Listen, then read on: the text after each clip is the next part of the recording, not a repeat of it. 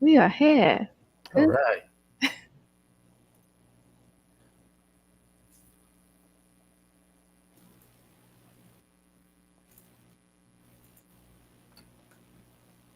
Good. And I think we got it on YouTube one time. So we are live. Super. Yeah. Okay, great. So I know that today is a little bit of an auspicious day for our Muslim Islamic community. So we're gonna this today, this week, because I know in different parts of the world we celebrate at different times. Because in Trinidad we celebrated yesterday, and I believe in certain parts of the world we're celebrating today. So Eid Mubarak to everybody. I know that you all are probably with your families and whatnot right now. So if and you can't join us, and that's okay. That's why we're recording this. That's why you'll have access to the recording, and we know you're gonna watch it afterwards. So we're just very happy that you all could still take the time to watch it. And for those who joined us this morning, kind of afternoon, we are also very excited to have you all with us, and stay taking the time out of your day to stay with us. So, again, Eid Mubarak to the Islamic community. Um, Hope you all have a great celebration. I know it's a lot. I know there's a lot of sweets involved, and that's the part that I'm most happy about because in Trinidad we celebrate everything. So I did not get any sour wine, but it's the week is still young. Week is still young. So I know, Rich, you're gonna take us through some of these gearbox sampling techniques, which I think is very important because gearboxes are parts of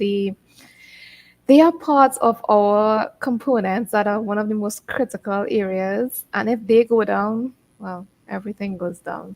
So we always need to have more information on how we should sample, how we should do certain things. So I'm so happy that you're going to give us some more information on that because I think it's critical for a lot of people to know about. And you are the master at it. So I had to learn from you. Great. Okay. So thank you very much, Sonia. Yeah, I selected motor operated valve gearboxes for Mhm. today's discussion as we were looking at. Let's take a case study, right? Let's take an example and get into it. And I thought it was a good one for a couple of reasons. One is just the entire gearbox component area to be talking about that. Like you say, it has, we've got a lot of oil lubricated gearboxes, but there's Mhm. plenty of grease lubricated gearboxes out there as well in very critical applications. But the MOVs in particular, which is a right angle worm gear style gearbox, where a motor is driving that to position a valve, to open or close a valve, or to position that in a certain way. And it's a critical component in power generation as well as petrochemical facilities where these can be remotely operated. And as you can imagine, if we are unable to remotely operate a critical valve in the process when that's necessary, and that might mean opening it at times, other times making sure that we have a leak-proof seal on that valve, Mhm. the implications can be substantial. My background in this area comes from the nuclear power industry, where they are quite critical. You might have anywhere from a few hundred to almost 1,000 of these valves in a large nuclear power plant, and often whole teams of personnel that are responsible for testing them on a regular basis to make sure that they will perform their function as intended. But there's a specific area around the MOVs that we wanted to address. And I'm going to share, I'm going to run this video. I might pause it at times to comment or what have you. But we ran this for the kind of the nuclear industry for a meeting that we had a while back where you can already see it in the background here. I think you can see it, right? You can see that blue MOV sitting there.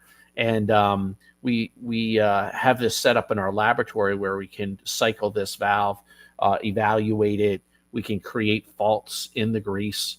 Well, really, we can create faults in the setup, like the gearing or the alignment of the gears, and then look at the grease to see how that can be detected, how that changes grease properties, wear particles, etc. But there's a second part of this, and that is the stem, the valve stem. And so you can kind of see that. Can you see the pointer finger here as I hover over the picture? I'm not seeing No. the pointer finger. Okay, let's see. Is there? I don't know if there's a way for me to get like a little pointer over Oh, top of it, or maybe it's no, that's oops, Yeah, thanks. let's play. yeah, that went right to play. Yeah. If I do a whiteboard, it's something else. So let me just describe then Okay. what I mean Can you hear me there. okay? And so if you yeah, okay, and my image just changed there for a moment. Yeah, so Yeah, thanks, Domingo. Can you hear me okay? let me bring this forward a little bit. Number of presentations today. Protection for cleanliness. So I'm kind of jumping ahead, but you see this circular device right in the middle, and that's what I'm going to be talking about. Just to the left is the exposed threads of the valve stem, and that is a grease lubricated surface. So in this particular application, there's a challenge of how do we apply grease to that surface and get adequate coverage so that the coefficient of friction is where it needs to be for these to operate. So if you think about this, what we have is we have a valve that's being closed with downward pressure on the stem, and that's provided by the torque of this motor. But it's all based off of the friction in those interfaces. And if we have excessive friction, then the motor torque that's generated will not translate into the same sealing force for that valve. So that establishing that reliable lubricating film is very critical. It can change over time.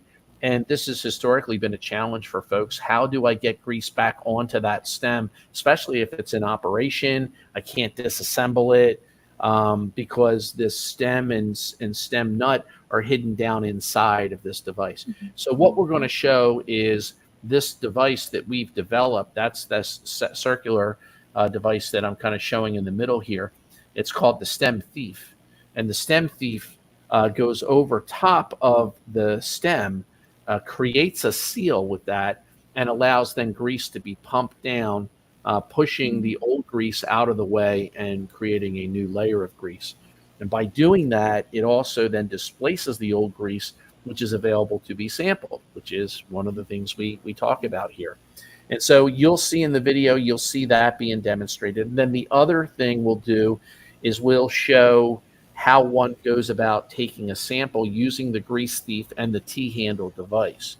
And so there's an access plug. You'll see us open up that access and then utilize the T-handle to obtain a grease sample from the interface between the pinion gear and the worm gear that are the crucial drive interface that is grease lubricated in this application. So for those who are interested, there's a long history of different greases being used here, including Exxon Beacon grease and some other products. Most of the nuclear industry has transitioned from lithium-based products to calcium sulfonate complex. And the calcium sulfonate complex grease that's primarily used in this application and what we're using in this video is a product called MOV Long Life. MOV Long Life, made by a company called Foresight.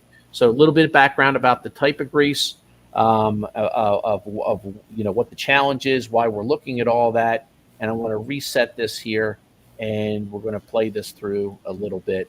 And if questions come up and you want me to stop the video and kind of roll back, just let me know. I'll monitor that to see what you have there, but I'll get things started here for now. Any comments or thoughts before we get that started, Sonia? I'm not seeing any comments in the chat, but I'm so glad that you're bringing this up because all the times we forget that we have to lubricate that part, and until it fails, then we remember. So I'm glad that we are having this discussion this early on, and you're letting us know, and especially in terms of getting a grease sample from these particular components, because a lot of times that's very tricky, and people are like, they don't know what to do, so they're just not gonna sample, and they're gonna Sure. run it to failure, and that's never the best option, especially for these things. So I am very excited to see the rest of this video. Yeah, as we watch, just look for two different sampling uh, scenarios here. One is we're adding grease and displacing the old grease to gather Right. the sample, and in the second example, where it's coming from the actuator gearbox, we're actively reaching in and extracting a cord grease sample from the body of grease in that gearbox. So two different ways of approaching it, both complying with the ASTM standard ASTM D7718, and of course using the grease thief to analyze the sample. So let's kick this off and let's watch for a bit, and we'll stop it and we'll talk about it some more. All right. Cool. So I'm going to show a couple things here today. We have a test stand with a SMB 0 and an SMB 00 here in our laboratory, and we've used this to do some different research projects with EPRI and testing and so forth, and development of some tools for both relubrication of valve stem and stem nut. And we've heard a number of presentations today talking about frequency of tasks. We've heard about assessing the condition of the grease, and we heard about relubrication of the stem and stem nut lubricant.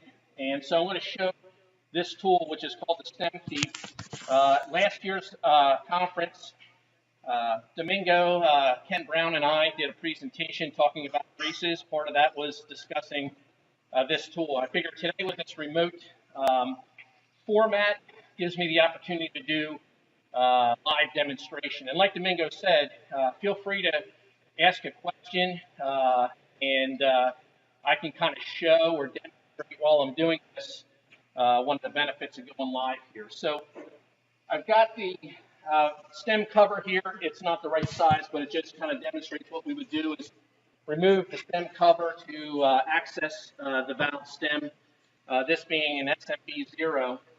And the key components to the StemThief are a threaded adapter. And so this adapter has a pipe thread, which is going to be sized to match the size of the motor operated valve actuator, the thread for the stem protector. And then on the inside bore, there is a straight thread. So I'm going to start by placing that adapter over top of the stem and just making a couple of turns here until it engages into the stem protector threads. And then this is the lubricator tool. So it just has a protection for cleanliness there, a little cover. And when I remove that, you can see that there's a whole board inside. There's an O-ring here. And then you've got this straight thread cut into the outside of the tool. And this straight thread is going to engage with the straight thread in the bore of the adapter that I just placed there. And that's going to allow me to thread this down. And as I do that, that O-ring is going to engage the top of the stem nut. And so we're going to make a seal in this way. So just kind of put that over the top of it, slide it down, and now I can engage this straight thread. So it's just a little knurled section here that makes it easier to thread this down and thread it on. And eventually I get it far enough that I can feel the resistance, and that's going to be the O-ring engaging the top of the nut. So this is custom built to the correct dimensions because it does have to be narrow enough to fit inside of the stem nut lock nut. And right now I've got that O-ring threaded down on top of that. So I've created this chamber, which is connecting this Zerk fitting. So I've got a grease Zerk fitting here on top. It's going to allow grease pressure to build, go down, engage with the top of the nut, and then because of that seal, force that down through the threads. And so at this point, I would just take a grease gun, put the cover of the grease gun on top, and then I'm going to actuate the handle to pump grease down in. And what that's going to do is it's going to push the old grease out. And for the development of this, we did create a clear 3D printed nut, stem nut.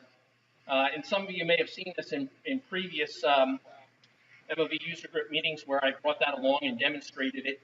And it actually shows that the grease comes down and it follows the threads, and you can see that on the clear nut, pushing the old grease out, purging it out through the bottom, and then putting a new layer of grease onto the stem, and of course onto the stem nuts as well. So questions about this: is it going to clean the stem nut and the stem? No, it's not going to clean it. It's not going to strip anything that's hardened on there, but it is going to push the old grease out. It's going to push debris out. It's going to generate a new layer of grease in there without having to disassemble the valve, let's say. Now, this is not a complete, in-service running type of application, because when this tool is on here, you create a hydraulic condition. You would not want this valve to actuate. You would not want the stem to get a signal to go up and down while you're on here. So you'd have to basically put the valve in the position that you're going to do this and keep it there with a lockout tag out. But it's not necessary to remove the valve, to remove the actuator or anything like this. We can do it while it's in place, much lower time. Talking to folks who've used this, like Domingo and some of his colleagues at Petrochemical, they talked last year at the presentation about. I'm going to pause that a minute because the sound is a little difficult, and so it gives me a chance to kind of narrate this and make sure we don't miss any important points here. But what I'm discussing here is that the grease adding the grease does not strip away, let's say, any deposited varnish or degraded grease. It's going to displace the grease. So it won't strip the surface clean, but it does put a new layer of grease between the threads. And interestingly enough, I talked about having a clear plastic nut that we designed just for the purpose of evaluating the effectiveness of this regreasing process. And you could see grease being redistributed on both sides of the gear face or the gear tooth, which is really important and valuable. As one can imagine, you want to get a full coating of grease in there. But the other thing is that when this has been utilized in the nuclear power industry, they've been able to demonstrate a measured decrease in the coefficient of friction from as much as 0.15 down to 0.10. So a more than 30% reduction in the coefficient of friction across that tooth interface by reestablishing a new layer of grease in there. And that's, again, very important to ensure that we take that full torque closing force from the motor and translate that to the valve itself to get positive closure, or backseating it when we want that valve to go into an open position. And so these are some of the things that I'm demonstrating here. Now, what you can't see is down the bottom here would be the area, below the motor, if you will, but really below the stem area is where the actual valve would sit. And that stem would be exposed below this gearbox area before it goes into the packing of the valve. And it's in that exposed area that the old grease will come out. And that's where we can grab it with a kit, a pillow block sampling kit that we can get from Grease Thief to be able to take that approximately 1.5 gram or less sample that we need to do analysis. So I just want to skip ahead a little bit on that demonstration of the greasing piece there, and because I've kind of covered the intent of the discussion there, and let's pick it up here a little bit further on. So use the tool, giving us some feedback on its use, so on.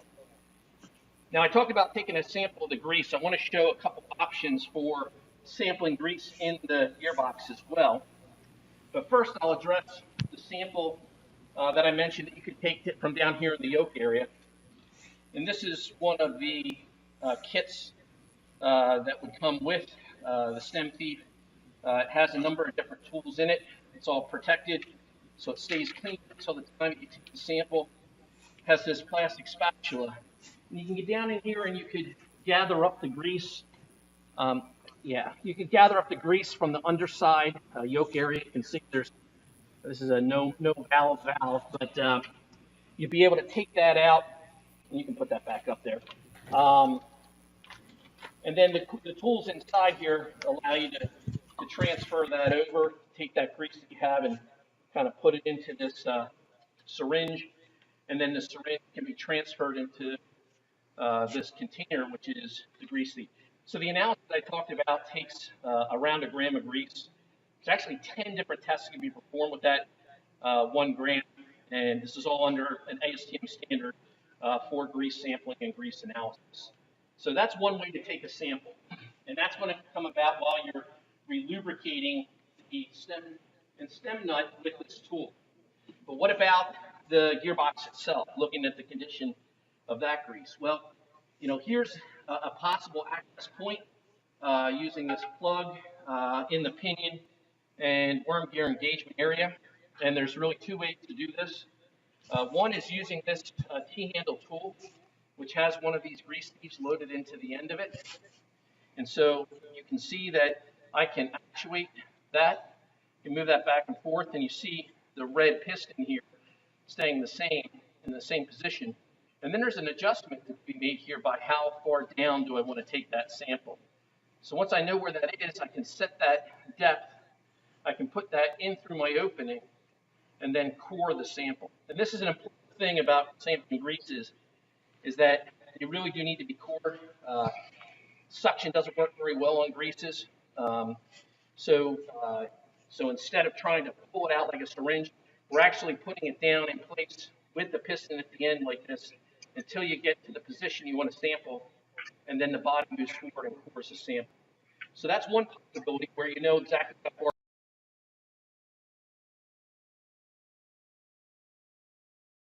So I'm going to step in again and help to narrate this, because it is a little choppy. The sound's a little choppy, and I want to make sure you can hear what we're talking about. So what I did there is I took that T-handle and showed how that works. But really for this, for an MOV, you can take the center section out of the T-handle and just use it in a contact mode. And you can see I'm pressing my hand on that stinger probe that comes with the MOV kit. And by doing that, you can lower this in as I'm doing until you feel the contact with the gears. So you're kind of pushing through this kind of large reservoir that's full of grease and pushing that grease out of the way until you get to that last 1.5 inches that's close to or up against the gear surfaces. Because that's really the grease that shows you what's going on. It's the grease that, its condition shows you what's there, and it's also the part of the internals, if you will, that are going to have the representative wear particles and contaminants that you're interested in seeing in your analysis. So rather than have this go in a set distance and core, we're actually able to push it in until we get that stinger probe that's in the MOV grease thief sampling kit, and you feel that contact. And you may have seen that what I do is I hold kind of my finger over the top of the center rod as I'm inserting it, just in case it would touch or rub the threads on the side of the hole on the way down. I don't want to, pre-position the piston out of the way. I want it to touch that grease surface. And then as it continues down, we're coring that sample off that last little distance. And then, of course, you would take this sample that you've pulled out of here. You're going to put a cap on the end of that and then wipe the outside of the grease thief off and the handle tool and kind of clean them up, and then unscrew this from that handle, and you end up with with the grease thief that in our discussions and so forth. So, you get that 1 gram sample that you have of the grease that you're able to do all this analysis with. Yeah, so let me kind of, I think at this point in this demonstration that I did, I opened it up for questions. This was really an audience of kind of experts in MOVs in the nuclear industry. So they had some very specific questions of Sorry, what how was that? this might be used in their working environment and so forth. I actually did demonstrate 2 Okay. different stem All thieves. right. This one that So I I'll have show this. This is in my another hands now is one a of the smaller stem diameter, thieves but it's that was made. longer This was than the a one you triple saw button. me use earlier. You can see And obviously what you smaller find is diameter that they that are we made custom made with the because smaller housing. This these was a triple motor button. operated valves are in The different length of sizes. this is So really going there's to depend different on the diameters of maximum the height stem. There's of a different stem heights position that you would want to that lubricate. the stem may need So to be you've got in the a position flexibility to when kind of, you're, close the trying valve, to open the add the stem, what grease. have you. So we need to You have a wouldn't tool need that's this to large be enough or as long long enough per se, to but go the over longer the it is, top, the more, thread down, make that the greater seal, the and then position, be let's able say, of the stem to, and height that you can still deliver get the in there grease and that's needed lubricate that. And the first in time through, whatever you're that going to have to scenario fill is. up the So space with grease, generally, when but after that, we're you put the thinking about chemistry in there. That's using why we have the the stem thief, farm it starts with material exclusion buffer defining on there. which And we MOVs can do you go have, what are their check them. dimensions, So generally, the folks who are and doing so this are buying there's actually a a website called couple of different designs StemThief.com where for it'll the kind ones of that they query want to you use on for the the design MOVs, and characteristics then being able to of use the them on particular multiple machines. motor So it operated becomes something you valve can leverage now that and you have, pretty and cost then we effective can put when you together a use this custom on solution for that 10, you can 20, 30 confirm different will work valves, in your application. depending on what you have to lubricate. For the most part, these are working with what we call the limit torque style that has this arrangement that you see here where the stem comes up above a threaded nut. Thanks for the And opportunity, guys. there are some other styles that are blocked in that position and don't have the ability to, kind of get this on top of it. So there are different kinds and different styles of motor operated valves out there. So the ones we know for sure and what this has been designed for is the Limitorque style. And I think Limitorque is now owned by Framatome or another large company. But that's the style here. So again, if you had something different and you're looking to lubricate in the same sort of way, I would say just engage us. Let us know what you have. We'll look at some drawings and dimensions and see if a stem thief type device could be designed specifically for that. Yeah, because Rich, one of the major issues we have all of the time is, and I mean, you know this, getting the grease to where it needs to be, getting the right amount in, not over greasing and killing everything, or not under greasing and starving them. Right. So I think like this is such a good tool in terms of that, and like I could see it being practically used, especially alongside the sampling part, because we forget to sample. Like we forget that a grease is also a lubricant, and we also need to do analysis on it. And please don't kill our equipment out there, because we can, preserve them for a lot longer than they should. They should be. They should be in service a lot longer. They can give you value, but you have to work with them. Like Yeah, that's you're exactly right. And the challenge, there's a couple of challenges in the MOVs in particular. A lot of yes. times they are servicing high temperature fluids or even steam. And so you've got the kind of thermal effect on grease that over time it tends to dry it out or tends to oxidize the components within the grease. And so, periodically replenishing that could be very important. Another kind of operational challenge, and the idea for this particular device came about at a luncheon that I was at in the middle of this nuclear conference. And I heard 2 engineers saying, how do you lubricate short stroking valves? So you can imagine when you saw the picture that I had there, you had a stem that was sticking up maybe Right. almost a foot. And you could imagine like that stem goes up and down to open and close the valve. And when you do have that kind of operation, you could imagine where you could manually apply grease to all of those threads and then run the stem down inside to redistribute that on the surface of the mating nut. But there's certain applications. It could be a butterfly valve or some other kind of poppet valve where it only has to open just a little bit to regulate, that the part of the thread that's actually engaged and needs to be lubricated isn't exposed up there, and you don't get access to it. Yes. So their concern was, like, what do? Do you just kind of lay grease on top and hope it magically finds its way down, or what have you? And to me, it was like, no, none of that would work. And then the other situation is, well, if you can't do that, then sometimes folks would be actually shutting the plant down and completely disassembling the valves, right? Taking them apart, rigging them up, taking them apart, and exposing the surfaces, and then putting the grease in. But even if you do that, even if you kind of totally open it up, when you go to mate those two parts back together, a lot of times as you're screwing it together, you're pushing the grease back out that you just added. So this really is a superior methodology to replenish and get that grease exactly where it needs to go. And it's been proven to be quite effective. Yeah, because you talked about a 30%, reduction in the coefficient of friction. I mean, like, that is significant. Yeah, If because yeah, for the particular plant that shared that data, it made the difference between a valve being considered in service versus out of service, and hundreds of thousands of dollars in difference in testing and actions that need to be taken as a result. There was another kind of maybe unintended improvement, and that was that they, after implementing the use of these tools, saw the injury rate go down. Oh, that's always a good one. Yeah, because now you can just walk up, put this on, and pump it with a grease gun, and you're done, rather than having to rig out a very heavy piece of equipment.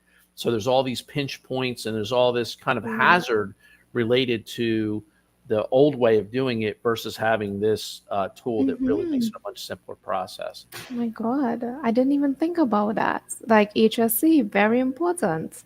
And Yes. then your energy levels as well, like just reducing your coefficient of friction, and you're not just doing it on one piece of equipment. It's going to be a lot of them.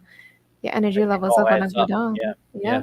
There's another one too, and that is that historically, the whole idea that even if you had like a long stroking valve where you could stroke the stem up, apply the grease, and then make it go up and down to lubricate it, think about what that's doing. That's opening the valve wide. So your plant might not allow that, right? Because tanks are emptying and the water's flowing.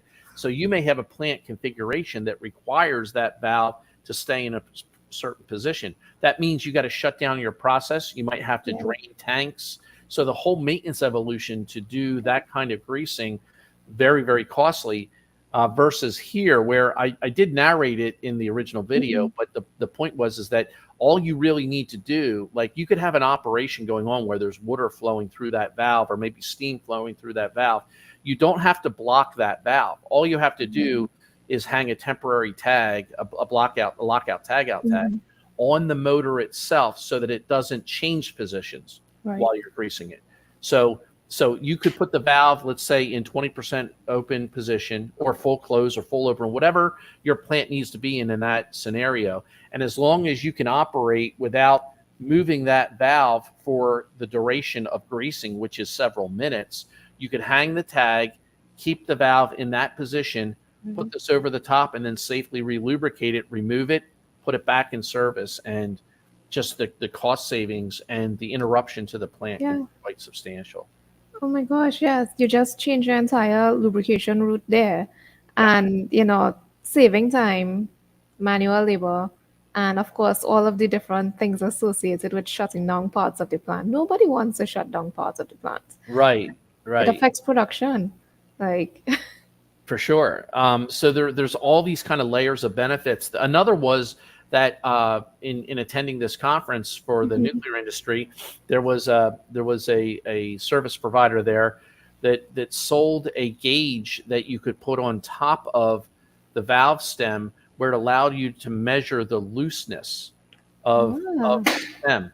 So they were saying, That's oh, it's a great cool. tool because you can actually measure how much wear has been removed Mm-hmm. from the stem and nut gear threads or threads, I should say. But think about how much material has to be removed before you Mm-hmm. actually measure Yes. that slop that's created versus you put this on, you take the grease sample on the other side and you just quickly look for the wear and you know exactly what's happened there. If the wear level is low, then you know you haven't caused that damage. So historically they were waiting for so much wear to happen on this part that there was up and down slop you would measure with a Yeah. little ruler versus being able to look at a grease sample. Um, yeah, Yeah, that's very like it's just evolution in terms of efficiency, getting there. But I think it's also advancements in technology and being open to not doing things the way that they always have been done, being innovative about it, because a lot of times we think this is the only way that you can measure where, or you can measure that something's going on. And I love the fact that you just need at least that 1 gram of grease to let you know what's going on the inside of your equipment, because that's where we have most of the issues happening. That's where yeah, we have the wear going on. And if you can save just a little bit of extra time for your equipment, that makes it full difference between a planned shutdown and an unplanned shutdown. Yeah. Nobody wants that. right. I mean, you certainly have the option, and I really want to bring this point up because it relates back to the current status in the kingdom Mm, about not really having laboratories available right. today that can do a lot of the testing that's required. Um, it's kind of a similar issue here in this application because you're in a nuclear power plant, Yeah. perhaps you get your grease sample. Now what do? Well, it might be radioactive, so you can't send it to a laboratory. Or it may be that you've got this short window of opportunity to decide, do I need to tear this thing apart or is it okay and I can button it up and go? Which could be in a power plant application, could be in a petrochemical application when you're doing a turnaround or what have you. So to address that, we have a 2-instrument mini lab solution, which gets deployed at the site. So when this grease, so remember, we took 2 grease samples Mm-hmm. today. One was from the stem Right. nuts, and then the other was from inside the actuator gearbox. But those 2 samples then can be tested and screened for potential problems immediately on site. So there are 2 battery operated mini lab Oh, devices, one of which measures the ferrous wear content. So all we have to do is take the grease thief and drop that into a coil, and it'll give us a reading, a relative reading on the wear level in the grease. The other is a colorimetric method. And so in particular, the calcium sulfonate greases that I talked about primarily being used in this application are very clear. They actually look very similar when they're new to the grease that you see or almost don't see here. What that means is when you start with a light palette from a color perspective, then mm-hmm. you have a lot of room to move from here to grease getting darker, Yes. it picking up contaminants, picking up non-ferrous wear that might accumulate over time, or the wrong grease being used, Yes. or like I talked about the heating, the steam, and the hot water maybe oxidizing things, all that. So you have 2 different devices, one looking at that ferrous wear component, the other looking at the colorimetric changes. Mm-hmm. And unlike a lot of like grease activities where it's like, I can think of so many examples where there's procedures out there where a mechanic is told, look at the grease, and if it looks bad, do X, Y, and Z. Like, What does that mean? how does that mechanic know what looks bad means, right? Yeah. And there is some validity to that because as grease degrades, it does tend to change in appearance, but it's very Mm-hmm. difficult for an individual to have the It's both the perception. knowledge, it's perception, right? Have Yeah. both the knowledge and that consistent perception on how much is too much or how far Mm-hmm. is too far. So with the colorimetric method, it does give you that delta E value Ah, okay. relative to the new grease, which is similar, from your Yeah. MPC work, Yeah. right? So So that's a great part about when you're doing varnish detection with Yes. MPC, and you're the author, you're the expert on this, right? So is that you have a tool that gives you a numerical value and then criteria for Yes. action. And so we've done the same thing on the colorimetric side. So That's as the great. folks that are participating in this, and remember the last call we had, some of the questions were like, well, how do we get the analysis to Saudi Arabia? How do we get it in Kingdom, right? Because we're sitting here in Pennsylvania and doing this work. Well, this could be the solution is the mini lab, is to deploy the mini lab and get that feedback in an immediate turnaround and have a really good idea. Has anything significantly changed here? And it would be a great strategy to monitor Yes. assets, gearboxes, especially like these MOVs. Mm. Yeah, and I know that there are lots of those gearboxes floating around, especially in the kingdom and even in other parts of the world as well. Sure. And like I love what you talked about in terms of the colorimetry, because sometimes, and this sounds really terrible, but color is very perceptive, and there may be some people who see purple and they say it's purple, or they say it's lilac, or they say it's a different shade. So it's very important to actually have that delta value, Right. because that helps a lot. And then, just thinking a little bit further, some people are colorblind. Yep. So it's difficult for them to pick up on any sort of changes. So having something to register a specific value and then relate it to something else, very helpful. Extremely. I love the Yeah. fact that you can do that. And Yeah. just 1 gram of grace. So Right. And that testing is standard testing too. Both of right. those mini lab tests that we talk about they're 2 of the 6 tests in ASTM Right. D7918. So someone has the opportunity to use these tools, which are helpful, but also to be able to, say we are following the ASTM standards in the obtaining of the samples, and we're following the ASTM standards in the analysis that we Right. produced. We have criteria. It's not a judgment call. Mm-hmm. It's criteria. The variables are controlled in that measurement, and we can say take action at this level or that level. And this is something that has proven to be very effective. The folks in the plant in the U.S., at the nuclear power plant, they have changed substantially the amount of maintenance, the amount of work that's required, the conditions under which they can perform that maintenance, and even this impact to safety that comes about Yeah. by using this. So I thought this was a good one to introduce today, because it is an example that has a mini lab component to it. And you can Mm-hmm. see how you could screen things through, and it's being done presently. But it might be that toehold into the kingdom. Yeah. Like, how do we start this process? And maybe Mm-hmm. finding some of the folks that have joined us today, or folks that'll follow up, in seeing this after their family celebrations are over, they'll come Yes. back and they'll watch us recording. Is they'll think, you know what, I could do that. It does make sense to have that capability. We have maybe an existing office, or remember, there's no chemicals involved in this level Right. of grease analysis. So this could be done at somebody's desk. And as long as you have kind of a controlled area where you can collect the samples and run these tests, someone may look at this and say, you know what, this is something we can try, and we can bring grease analysis to the kingdom. Yeah, and I think it's very important, especially for remote locations, because when you're doing monitoring in remote conditions, you want to make sure that your assets are getting the attention that they deserve. And if you have this sort of a screening process, you could say, okay, well, maybe we need to do more analysis on this. We need to get a little bit of a deeper dive. Or you can say right from the get-go, we need to take a look at this before something happens, before we get a shutdown going on. Having that ability to make that judgment call can Yep. be the difference, especially with power plants, can be the difference between lights on or lights off. And Yes. that is critical, very Yep. critical. And even in Petro, Yes. we go where it is, right? We Hmm. go to wherever it happens to be and drill it and get it out. So you have all this machinery, all these assets there. A lot of times it's valves like we looked at today. Yeah. It's other grease lubricated assets.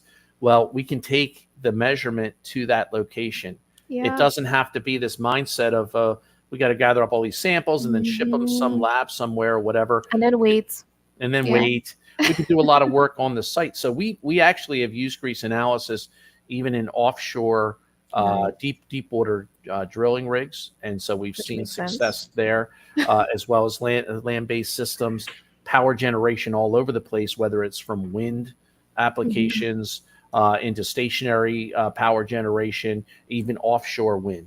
Right. So we've seen those applications. So your point is really good that we may be remote. We may have to Hmm. go where this process is, and these devices are small enough. They're Yeah. they're DC based, so we can put a battery there and we can carry them out into the field. We can take the measurements, make those decisions right there on what needs to be done from a grease health and a grease lubrication perspective. Yeah, and as you all know, the lubricants, they are the bloodline. They are the things that keep things moving, especially out there. So being able to check on that and being able to know what's going on with your grease at any point in time, that helps a lot. And I know a lot of people, they talk about, they have these motors or any of these valves, and, they just fail without warning. But one of the good things, if you start implementing a grease analysis program, is that you can pick up on that failure before it totally locks you out and you have to change everything and shut down and lose your production. So, like, I love the fact that we can get that done because a lot of times people forget that we need to actually sample our greases. There is a way now that you can figure that out. It's not just about the oils, you know, get in because I know people complain about that. They're like, I don't know what happened, the grease just died. Well, it took a process before it get there. Yeah. Right, right. So, The warning signs were yeah. there. Just were Mhm. we looking for them? Did we have the tools to hear them before that happened? Yes, Yeah. we totally ignored them. Totally. And that's not something that we should do, especially with our critical assets. And being able to have something on site that helps you to, pick up on it, say, okay, well, yes, I need to get this done, I need to schedule this. And it helps with your maintenance as well. We all need to be proactive in some way or another. So, getting that going and just making sure that you have your assets where you need them to be, as healthy as you need them to be. And it also helps, this sounds terrible, but it also helps with inventory, like keeping your inventory at lower levels than you would have had in the past, because I'm sure those nuclear guys, their parts are not cheap. No, They're not cheap. and 5 years ago, that Hmm. inventory wasn't as big of an issue as it is today, right? Yes, Right. COVID changed a lot about our supply chains, it our did. ability to get our hands on certain things. I was just talking to somebody the other day that said they were having a problem with a grease lubricated coupling, and we were troubleshooting that with them, talking about some strategies to take grease samples. We ran some grease samples for them. We were able to figure out the failure mechanism on those grease lubricated couplings. But their point was, how do we address the root cause of these recurring failures? Because it's a 24-month lead time for the replacements. Yeah, It's like, yeah. whoa. And this is power generation. Like, Oh no. how can you sit and wait that long to get these replacement parts? It's kind of Uh, nuts.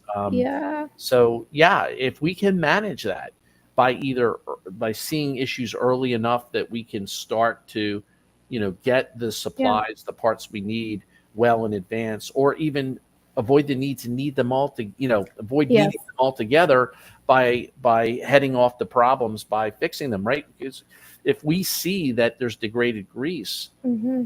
if it's not addressed, then you get into wear, and once the part wears, now you have to replace the part. But if you see that early and you replenish the grease and correct the issue, you may never get to that failed Yeah. part scenario. So that's where the Mhm. early intervention really helps. It does, and your finance department will thank you so much because they are the ones that get called out and like, no, we need this immediately. Yeah, so they are gonna thank you a lot because lubrication affects every single aspect of your entire operation. And I know David Turner. Thank you for joining us, David. He says like he sounds like he should have some spare couplings on hand, if just in case they can't stop the failures from occurring. Yeah, David, we need to get some grease sampling in there and make sure that they sort that out because 24 months is a long time. Yeah, yeah, and David's right. From a management perspective, you end up doing that. You end up Yeah, buying spare parts, but that adds to the cost of your operation, it right? does. And you say, well, if I can't predict it, and I don't know if I'm going to have a need for one coupling or three or five in the coming 10. 12 months, I start stacking stuff up in the Mhm, storeroom, and there's all sorts of costs to that, right? There's like accounting costs to carry that mhm, inventory and whatnot. But David's right. You got to be able to produce. So mhm. that's the direction we go. But if we can head off those failures, Yeah. understand the root causes by doing some grease analysis and correct those underlying causes, and also get early and advanced warning to know what the status is, to know I have one down but five good ones, well then maybe I Mhm. don't need five sitting there in Yeah. storage. So it really does help you regulate and kind of manage your inventory from that Mhm. standpoint as well. So it's a good point. Yeah. Yeah, and then you also have to think about how your inventory is being stored. Like that's a whole different conversation there. Like you don't want to have all of your couplings being, stacked in there and then you have a whole set of dates happening and then that's what you're gonna put in and then you just kill your equipment even more. So, Yeah, you- yeah, you think about that. So we can follow these ideas, right? So yeah, David's right. You want the spare parts there.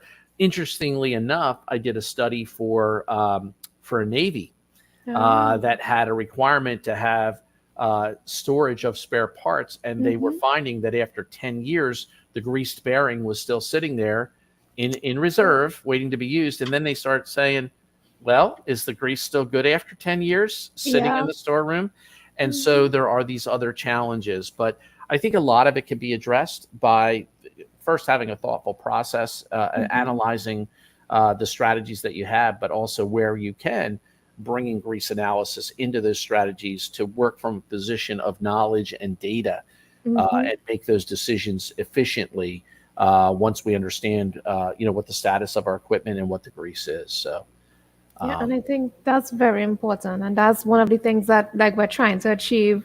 We're just having these conversations, having, our audience with us, especially David, because we know David is very knowledgeable.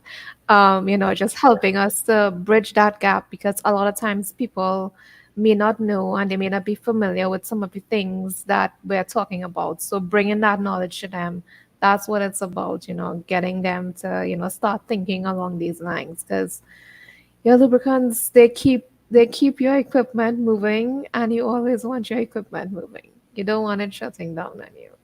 So for I sure. I know David is saying, that's a good point. They should re-lubricate the spare bearing as soon as it has been put into service. Yeah, once it's still good, the bearing itself. Because you could have all sorts of fretting or false Brunelling or anything else happening to that. That's why it's so many different things that you have to think about. Yeah. So always good to, But data have data that. always helps. Data Yeah. and knowledge that we can get from testing. So Oh, yes. well, hopefully this was helpful to folks. It covered some Yes. topics of interest, and if it wasn't specific to that motor operated valve, that we were able to share some knowledge about grease sampling in general and grease analysis, and even spares strategies Yes. and maintenance strategies and failure analysis. We covered quite a few Oh, topics we did. that came out of the motor operated valve, but hopefully folks are able to take some value away from this. So Sonia, thank you very much for continuing Always. to lead us in this effort. Thoughts on next topics or next time around? Well, I think I love the idea of case studies because they bring up so many different things. And, of course, we segue into different areas that people still need information on. But I'm going to leave it to the audience. Like, I know you all can comment, you all can reach out to us on LinkedIn, email addresses, just let us know what you want to hear for the next session that we're going to have because it's really about bringing the knowledge to you and what information you need to get because we have Rich here, he's the expert on everything grease related. So he more than likely he knows a thing or two about what you're thinking about. Maybe a lot more than two, still. But One thank you all one so thing, much. Yeah.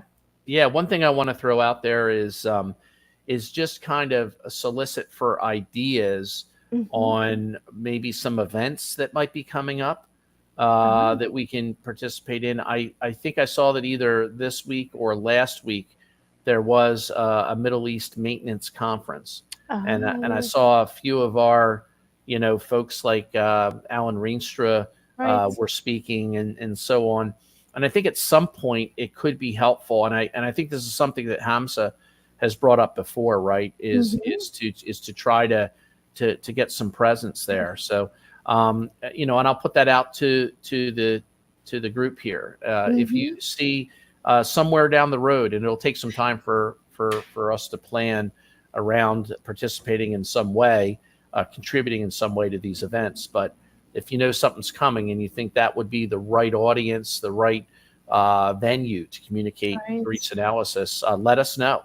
Let us know so we Yeah. can look at. Start working on it. Yeah, Yeah. exactly. Yeah. Yeah. All All right. right. Well, I think Super. we had Alex joining from Ghana. Oh, that's Thanks for great. joining us. I know time zone differences are very interesting on your side, so I know it's late, but thank you for joining us. Yeah, thanks to Um, everybody that did, yeah, and you'll post the link to the recording I so will folks can see definitely. it that weren't able to join us. All right. Well, thank you very Yes, much, everyone, and yes, thank you, Sonia. yes. Have a good one. All Bye. right. Take care.